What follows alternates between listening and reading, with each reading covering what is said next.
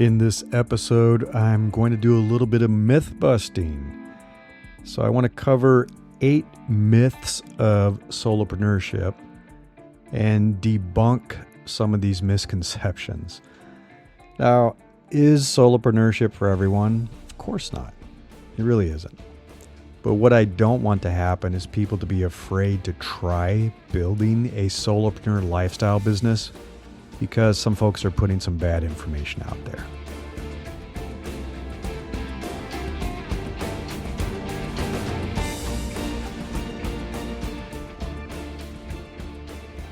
I'm Larry Cornett, and this is Invincible Solopreneurs. So this is 8 Myths of Solopreneurship, issue 74. If you go to newsletter.invinciblesolopreneurs.com. And like I said, I want to debunk some of these myths. It really bothers me because I know that starting a business isn't for everyone. And even for people that want to start a business, running a solopreneur business isn't for everyone. Of course not. Why would it be? But I don't want people to avoid it because there are a bunch of silly myths being circulated by folks who've never even tried to build one. They've never even tried to build a solopreneur business. They just think it's going to be bad. So someone on social media, this is a few weeks ago, posted that solopreneurship is bad because you are the only one you can count on, and that sucks. You can't take vacations. You can't be sick. And you can't bounce ideas off anyone. Oh boy. These concerns are so misguided that when I read them, I promised myself that I would make a podcast episode to debunk them. And it's a good practice. So for those of you that are business owners, entrepreneurs, solopreneurs, and you want to start writing, which I highly recommend, writing articles, writing a newsletter, creating a podcast, doing videos, whatever. This is a great way to kind of add information to your list of ideas and topics. You probably encounter dozens of annoying social media posts every day. Things that are simply just wrong or you disagree with. And it's a great way to kind of fuel the fire for your creativity and your writing and recording a podcast like this is to make a note of it, which I did. I quickly added it to my Ulysses app and said, hey, I need to make a podcast episode about this because this is just so wrong. So you should be doing that too. If there's something that kind of gets you stirred up, annoys you, that you encounter on social media or something reading the news, make a note of it. Write an article about it. I'm sure it'll probably upset other people too. It's a great way to get engagement, get people to read your take on it. And you should have your point of view on something and have a strong point of view, right? That's how you build an audience. There are going to be people who agree with you and there are going to be people who disagree. That's great. Yeah, that's not your people. So let me take these one by one. I captured 8 different ones, even though this person kind of mentioned 4. Let me hit number 1, that you can't take vacations. This is such a silly one. And it's kind of funny. If you follow Justin Welsh, who I follow, he's been doing a great job on LinkedIn. He's kind of the LinkedIn OS course guy. He's talked about this a lot. He's like, come on. I take vacations all the time, and he does, and he shares photos of it, and he runs his own business. And I don't even know if he has any employees. And I don't have employees. I'm a solopreneur, and I've built a lifestyle business, and it's just me. And I'm going to get into that in a little bit. But like with any job or even a different type of business that you run, you need to plan ahead to time things. Right? To time things well for a vacation and to take that vacation. You can't tell me that when you have a job working for someone else who's your boss and your manager and they're completely in control of your schedule, that you just take a vacation whenever you want. You do not.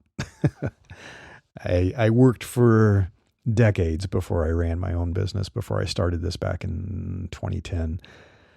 And I had to work with my boss and other employees to kind of balance our vacation time, make sure we weren't all out at the same time. So I couldn't just take a vacation whenever I wanted. I had to plan ahead. And it's the same thing with running a solopreneur business or a lifestyle business. You have to plan ahead. But you know what the cool thing is? You can schedule your vacation when you want, whenever you want, and no one can tell you no. You are the boss. You are the boss of yourself. And with a solopreneur business, it's just you. You don't have to check with anyone else and say, hey, is it okay if I'm out first week of June? You can schedule your vacation any darn time that you please that makes sense for you, right? And I take vacations all the time, all the time. If you follow me on Instagram or Threads or Facebook or other places that I share photos, you see me sharing photos of my vacations. You know, I was in Germany over the kind of the Christmas holidays. I flew up to Alaska to visit our daughter. We travel all the time. We're always taking vacations. And I take them a little bit differently than I did as an employee, but I take way more vacations now than I did as an employee. There was a time in my career that I went 4 years without taking a vacation. 4 years. And it was because there was no psychological safety in that job. I did not feel that I could take a vacation, I could take a break, because I had watched people take vacations and still be expected to respond to emails and to get, pager alerts, or I think they were even carrying a pager back then, to get a phone call. And when they didn't respond, they got fired. It's ridiculous. And I knew, and I observed this, that there were people who were playing political games. And so you go on vacation and someone would make a power grab to take your projects or take your team. I watched that happen too. I didn't feel safe. I didn't feel like I could take a vacation. How bad is that? And the other reason this is kind of a myth is I know my weekly schedule, so I'm taking many vacations every week. I've talked about my wonderful Wandering Wednesdays that I started doing last fall, if I remember right. It hasn't been quite a year, where I take the entire day off. I take off all of Wednesday. So in the winter, I go skiing with my wife. And now that we're in spring and summer, we go hiking all day. I don't work. I don't take calls. And I block off my calendar. And so it's a mini vacation every single week. And just this last weekend, I enjoyed the entire weekend with my wife. And I didn't do that as an employee. I didn't do that. I worked over the weekends. So that's the other great thing about being a solopreneur or running a lifestyle business is you could say, hey, Wednesday's my day off. Maybe you want to work on stuff on Saturday, but you're going to take Wednesdays off. And the benefit of that is, guess what? When I go skiing or when I hit the trails, there's not that many people there. There aren't that many other people that can take Wednesday off. And so it's a huge perk of being a solopreneur. So why shouldn't you enjoy it? The other cool thing is with the kind of business that I run, I know as a service-oriented solopreneur, I can work from anywhere in the world. And I highly encourage that people try to build a lifestyle business with that kind of flexibility where you just need an internet connection, your laptop and your phone, and you can work from anywhere in the world. So I go on long trips. I take long vacations. I can go as long as I want. I've done this before, and I just make time to get a few client calls in here and there. So I'll have a call with a client, and then we go out and we hike all day, or we go out to the beach, and then I'll take another call the next day. And it's just like an hour out of my day. And so I'm having kind of a work/vacation hybrid experience where I can be in Maui, which I did, or I can go to the Black Hills and visit family, which we did, or I can go back home for my mom's birthday, which I just recently did. And so I did that, and I just did a call or two, and the rest of the time I was enjoying a vacation with my family. The other really important thing to consider is creating multiple income streams. So you want multiple income streams that do not require active hands-on participation from you all the time. So adding some scalable 24/7 systems that work well without your constant involvement. And so that means things like setting up a paid newsletter like I've done, where I have income coming in from the paid newsletter and I write my articles and I write my newsletters and I can schedule them to go out while I'm on vacation, so it doesn't matter. To create courses that are DIY, so once you've created it and published it, people all over the world can take it. Millions of people can take this anytime, any day, and you don't have to be actively involved. Digital products, books, you name it. That gives you a lot more flexibility, so you can take a vacation whenever. And finally, one of the most amazing things is if you build a lifestyle business that is truly designed around your life first, you will have a life that you don't feel like you need to escape from it. And that's important. And there's a meme somewhere. It's like, I'm building a life that I don't feel like I need a vacation from.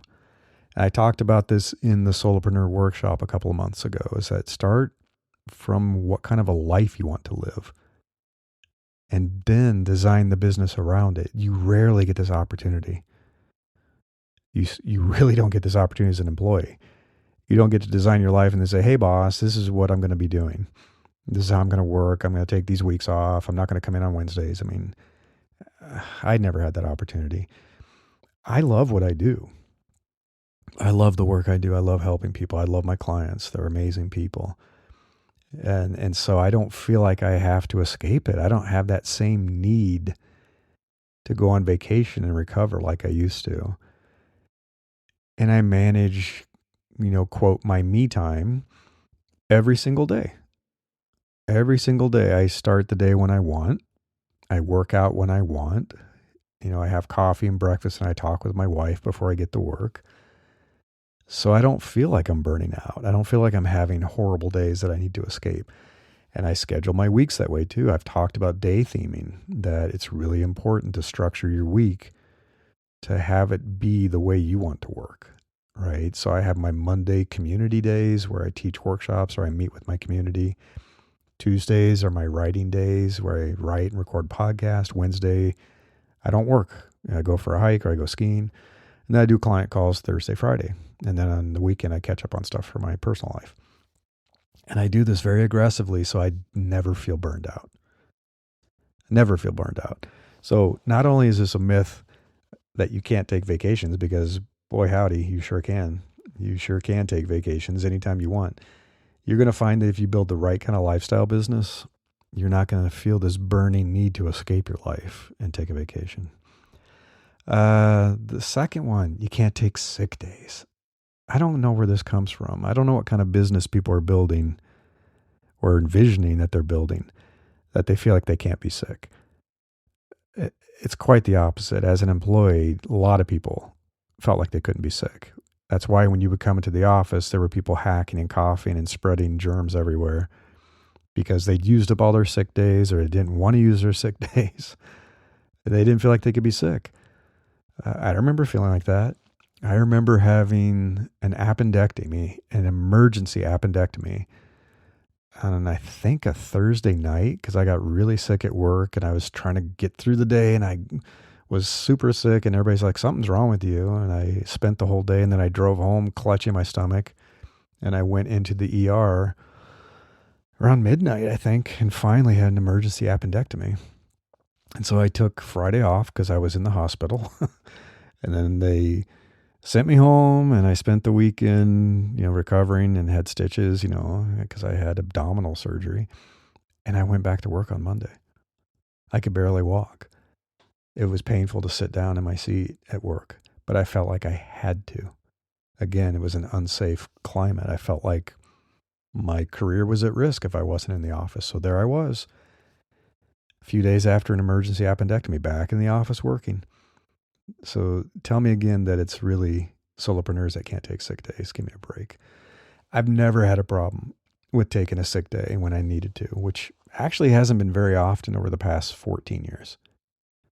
It's kind of funny how much healthier you are and how much your illnesses are reduced when you no longer have high stress levels working for terrible bosses or working in a job that you hate. My stress levels are so much lower. My wife has talked about the fact that I'm a completely different person now than I was during my corporate career. I eat healthier because I eat meals at home and we eat healthy. I don't have to eat pizza in meetings or have donuts for breakfast in a meeting. I work out every day. I've talked about this. I've been working out every day for almost 15 years now. And that's because I control my schedule and I don't have a boss telling me I have to come into the office and I don't have time to work out. And I'm not dealing with sick coworkers who come in and cough on me and, all that kind of stuff. So I'm not sick very often. I'm hardly ever sick, which is great. And if it does happen, and I got COVID once, I mean, kudos to you if you never got COVID in the last 4 years, but I got COVID once. Clients understand. I don't know. I work with great people, smart people. They get it. People get sick. And I've had to reschedule meetings and said, sorry, I got sick. I have COVID. I have a fever. Can we reschedule to next week? And they're, yeah, it's fine. They're very supportive. So of course you can take sick days. You can absolutely take sick days if you're a solopreneur. I mean, you should be building your business to make that possible. The third one was that, you have to do it all. You have to work by yourself. You have to work alone. And this one kind of cracks me up. It's like, I don't know. I guess people are envisioning some loner solopreneur in a dark office somewhere, typing away on a keyboard. But running a solopreneur business does not mean that you have to work alone. All it means is you don't have employees. You don't have W-2 employees.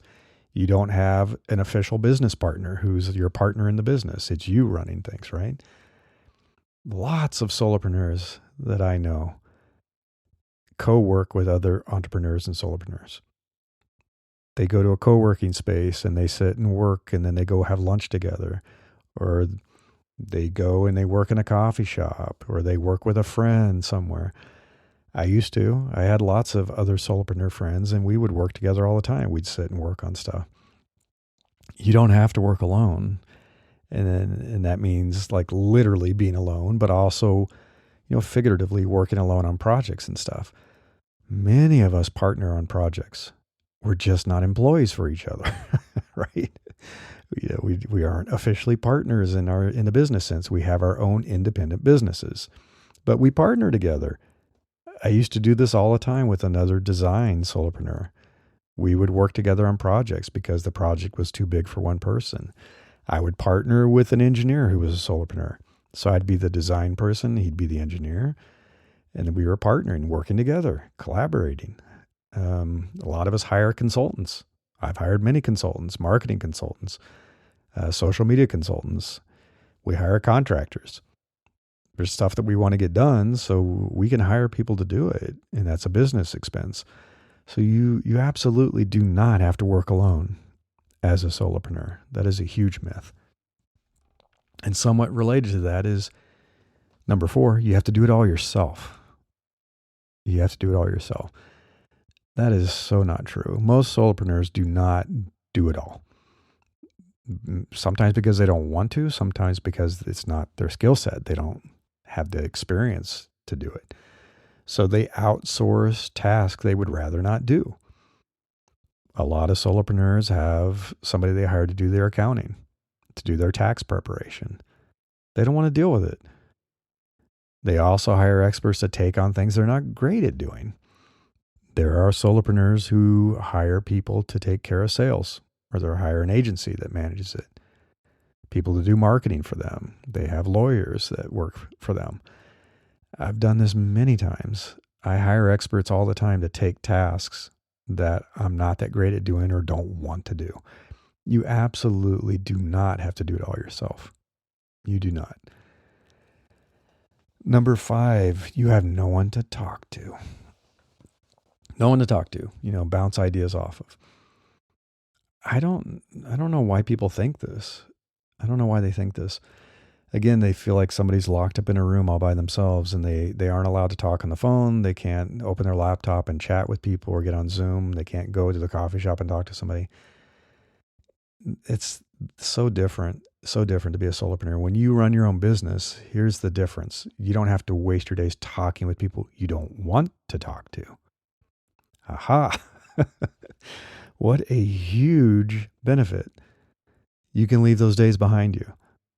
And I'm sure, like me and like so many people I know, there were people that you've worked with, bosses, coworkers, whoever, that you had to talk to that you would rather not talk to. You don't have to do that anymore. So when you work for yourself, you don't have to waste your time talking to people you don't want to talk to. You choose who you want to talk to every day. I spend, for example, more time talking with my wife and children now that I'm a solopreneur than I ever did before as an employee. I couldn't do that. I was in meetings all day long. I couldn't just say, hey, what's going on? And sit and talk with my wife for an hour. I have friends all over the world. All over the world. And this really took off when I became a solopreneur. And I started networking and joining groups to have support from other solopreneurs. We talk every day. We chat every day. We have Zoom calls every week. I'm talking with people in Slack and Discord all the time. And again, you do not have to stay home. You don't have to lock yourself up in a home office. I go out and I work in the world. I shared a photo, when was that? Last week before, where I was working at a ski resort. So it was a beautiful day and my son wanted to go skiing. So I went up with him to the ski resort, and so I could ski and then I could sit and work for a bit. I'm out in the world. I'm talking with other people. I'm talking with other people who are there skiing. It's kind of cool to be able to talk with people that aren't just your coworkers, to get out of that bubble. I used to talk about how bad it was to live in that Silicon Valley tech bubble, that the only people you talked with all day long were other tech people, and often the only people you talked with were people in your same company. And now I talk with all kinds of people. I can have a long lunch with friends. And I never could do that in my tech job. I never had that opportunity. I just didn't have the time, right? And now I own my schedule, so I can. So yeah, that's a myth. 6, that you get lonely, that you're lonely. Now, solopreneurship is only lonely if you let it be lonely. And I think I've just given a whole bunch of examples of how I collaborate with people, how there's people you can talk with every single day.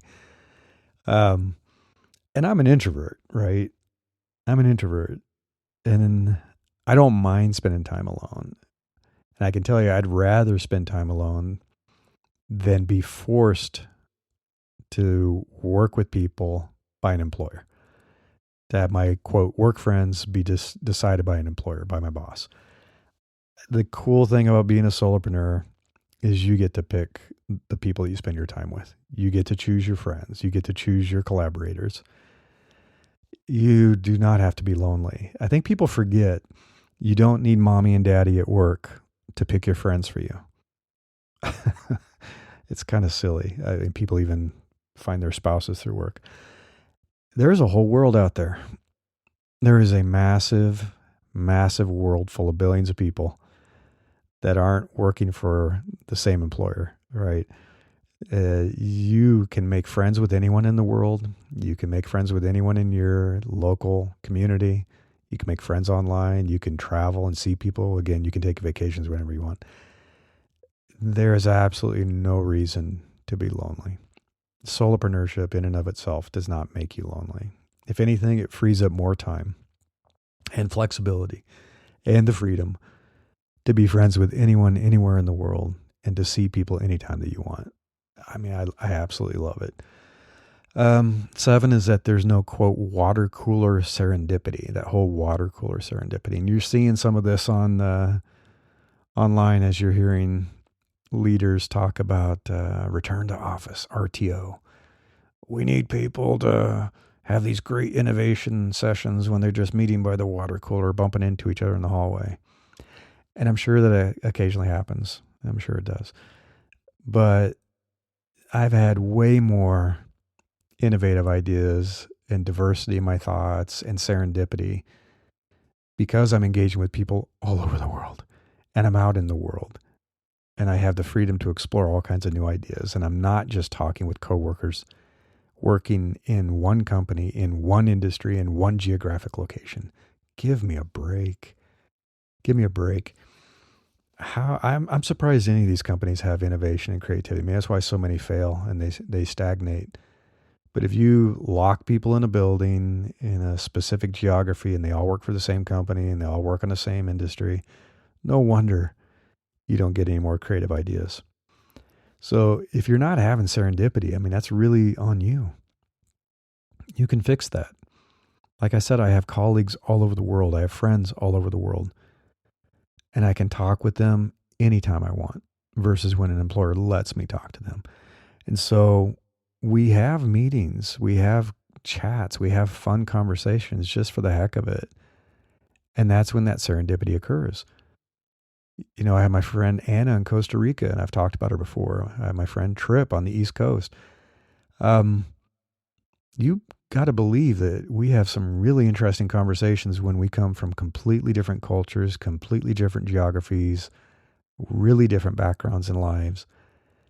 The creativity flows so much better than if I'm just stuck in some building with a bunch of people in Silicon Valley. So yeah, you can get tons of serendipity. You can create that for yourself. And last but not least, number 8, your income is limited. Your income is limited. I saw this recently. Somebody's like, oh, solopreneurs can only make so much money. You know, it's like you have a huge ceiling. So not true. So not true. I think, I mentioned Justin Welsh earlier. He published his numbers. He does it pretty transparently. I think he did on LinkedIn and Twitter.